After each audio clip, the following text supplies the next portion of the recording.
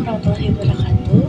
Halo, perkenalkan nama saya Intan Septiasi ini, NPM 202151500009 dari Prodi Akuntansi.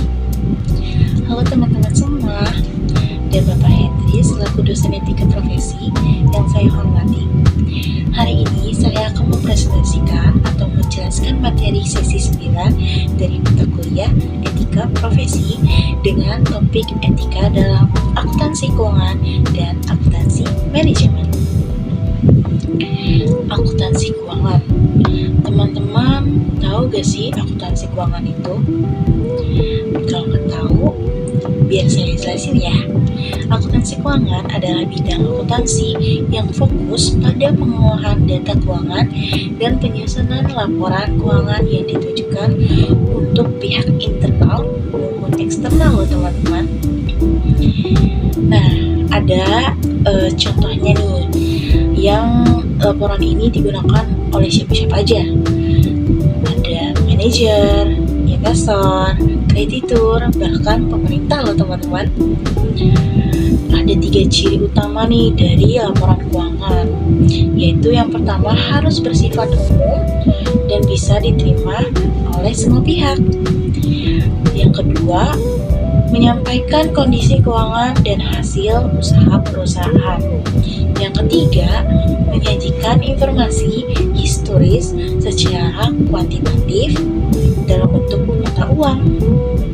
Nah, seorang akuntan keuangan memiliki tanggung jawab besar nih untuk menyusun laporan keuangan yang lengkap, kemudian dapat digunakan untuk pengambilan keputusan, serta sesuai dengan standar kualitatif laporan keuangan seperti relevansi, keandalan, netralitas, dan dapat dibandingkan antar periode.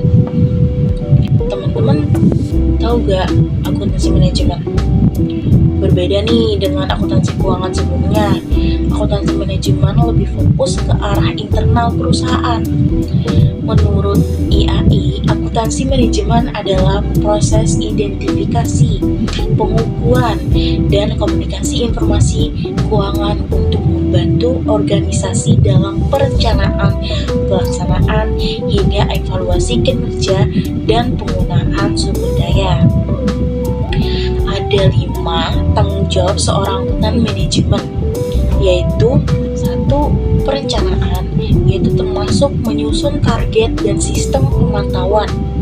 Yang kedua, pengevaluasian, yaitu mempertimbangkan data historis dan masa depan. Yang ketiga, pengendalian untuk memastikan integritas dan akurasi laporan keuangan. Keempat, pertanggungjawaban sumber daya, agar penggunaan sumber daya bisa efektif. Yang kelima, pelaporan eksternal, yaitu ikut menyusun prinsip-prinsip pelaporan perusahaan. Ada juga standar etika akuntan manajemen. Seorang akuntan manajemen harus memegang teguh 4 standar etika.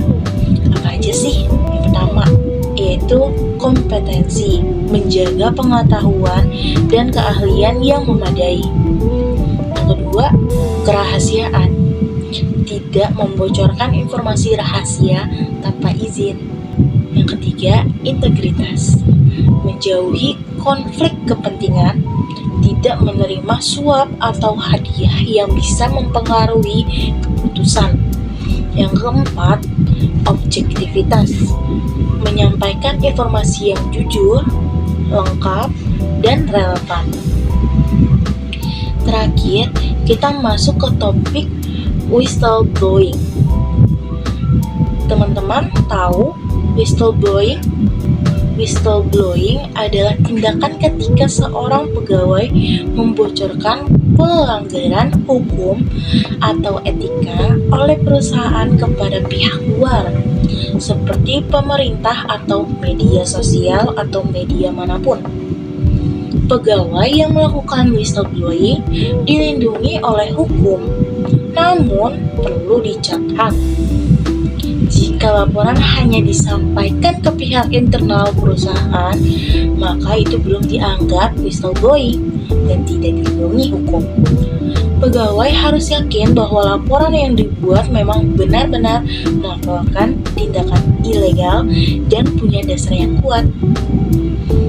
Sebagai penutup, bisa kita simpulkan bahwa akuntansi bukan hanya soal angka, tapi juga soal tanggung jawab moral dan etika.